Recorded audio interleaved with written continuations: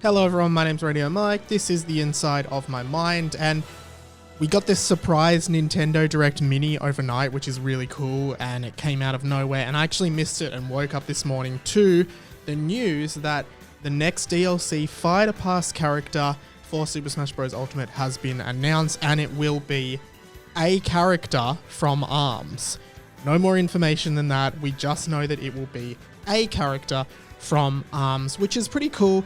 I never played ARMS. I wasn't particularly drawn to it at all. It kind of felt like it was almost like the Splatoon. It was supposed to be like the Splatoon of the Nintendo Switch, like this completely new IP that would just absolutely take off. But it never really reached the same heights that Splatoon did. It never really became massively popular. That being said, it got some pretty good reviews and it's supposed to be a pretty fun game. It just never really got to the same level of success as Splatoon did. And I kind of have a feeling that a character for ARMS was originally considered for Super Smash Bros. Ultimate in the base roster, but I feel like when ARMS wasn't the success that Nintendo wanted it to be, they maybe shelved that character or put it on the back burner to focus on other characters. But I think even when people were speculating on the base roster for Smash Ultimate, a lot of people were thinking that it could be a character from ARMS, and then Simon and Richter were then announced with like the long-range chain attacks, and to me that kind of felt like ARMS was deconfirmed because, you know, you wouldn't have two newcomers or three newcomers all using the same long-range kind of attacks, because that's the premise of ARMS. They have really long arms and they attack by like launching their arms in a way.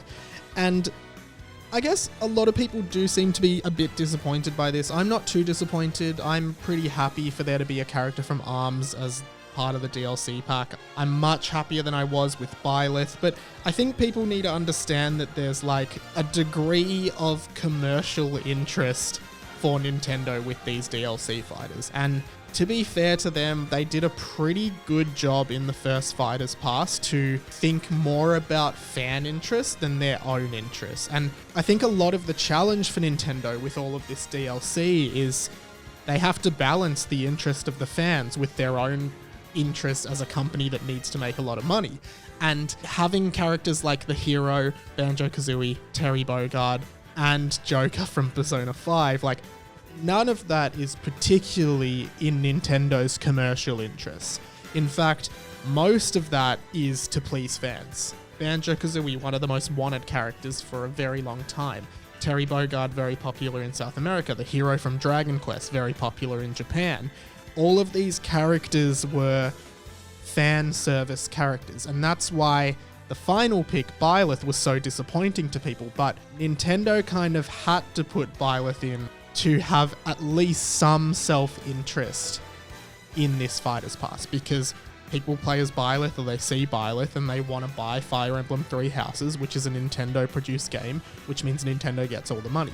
Nintendo aren't actually getting any money if kids see Banjo-Kazooie playing in Smash Bros. And go out and buy Banjo-Kazooie on Xbox in the Rare Replay. They have no commercial interest in that. So characters like Byleth, characters like whoever this character from ARMS will be, are almost crucial to Nintendo actually having a commercial benefit out of the Fighters Pass. Because, yeah, they could do all third-party characters and just give the fans everything they want, but they don't necessarily benefit as much out of that as if they do characters like Byleth and ARMS. So I think people tend to forget that Nintendo has to make money, and they want to make as much money as possible, and that's their goal as a company. People seem to think that Nintendo is this company that is there to serve them at all times, but that's not how it works. And yeah, a lot of people are really pissed off about Byleth or really upset about ARMS when they want, you know, characters like Geno or Sora or whoever they want in that's a massive third-party character, but those characters don't serve Nintendo as much as a first-party character will. And obviously, having a character from ARMS in the game ideally drives sales for ARMS and increases the popularity for ARMS. Therefore, it's just totally 100% beneficial for Nintendo. I think people need to keep that in mind, and we might not be seeing characters as, like, surprising as Joker or Banjo in this second Fighter Pass. We might just be getting Nintendo characters, and I think we should be okay with that. As for who the ARMS character will be. I'm kind of torn on this because the two main ones are Springman and Ribbon Girl. And again, I haven't played the game, but those seem to be the two main characters in the game. And I wonder why they didn't just announce the actual character and why they said it was just a character from ARMS. Like, I'm wondering if it's both Springman and Ribbon Girl and you can, it's a palette swap, or each of the 8 palette swaps is just a different character from ARMS and they all function the same way, sort of like how Bowser Jr. works. I wouldn't be surprised if that happens, just again to get maximum benefit and maximum exposure to the characters in this game to people playing Smash, therefore trying to drive sales. I wouldn't be surprised, but otherwise it will be, I reckon, either Springman or Ribbon Girl. I'm not really sure who it would be, but I am leaning more towards the, 8 different characters as one character kind of vibe. I think that is the most commercially beneficial choice for Nintendo at this point. I definitely wasn't expecting a character from ARMS to be in the game. I was sort of thinking that Nintendo had more or less given up on ARMS as a game, as a franchise, because it didn't do as well as they wanted it to, and I thought that they might have just been okay with that and kind of just writing it off as a failed, well, not a failed, but, an IP that didn't particularly take off to the level that Splatoon did. So I really wasn't expecting this. I think the surprise drop of the Nintendo Direct Mini was really interesting as well, and it was just kind of in there as this tiny little news thing, and no trailer, no anything like that. So it seems like in this current situation, in this current crisis, we might just be getting a lot of Nintendo Direct Minis and smaller directs showcasing games and indies and those kinds of things. I really don't know. But I am really excited for how an ARMS character could play in Smash. Again, we have Simon and Richter who have the really long-range Smash attacks, but I think the ARMS characters could even have longer range, have some really good grabs, like long-range grab attacks, I think would be really cool. That's something we haven't really seen. Like, there's characters like Olimar who have, I guess, slightly longer range grab attacks, but I'm talking like really long range grab attacks, which I think could be a really interesting style of play that we haven't seen in the series before.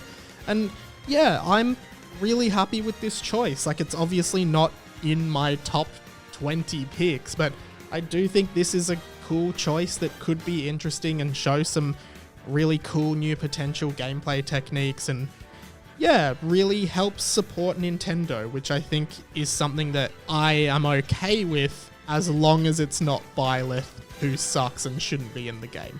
But yeah, I think the main thing to get out of this reveal is that we shouldn't be expecting after this 5 more DLC characters that are massive third-party picks that are totally fan-servicing. We could get that, but we might just get another 5 Nintendo characters, and you should be okay with that, because really at this point any more content is really fan service in itself. So what do you think of ARMS being the next character reveal? Who do you think it will be? How do you think they'll play? Let me know in the comments below. Subscribe to this channel. I do a podcast, 20th Century Boy. I talk about all kinds of things in my life, like working in radio, games, movies, music, TV shows, all that kind of thing. My channel also is full of a bunch of clips from my podcast alongside a bunch of movie and game reviews and those kinds of things, which I'm trying to ramp up in the next few weeks, especially while I'm in lockdown and don't particularly have much to do. I also have a band called Release the Sounds. We do comedy punk style music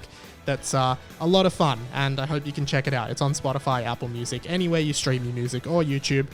Thank you so much for watching. I'll be back next time with another video, I assume. My name's been Radio Mike. This has been The Inside of My Mind. Catch you later. This whole time you were attached to string. You were a puppet this whole time. I think back to the meal we ate.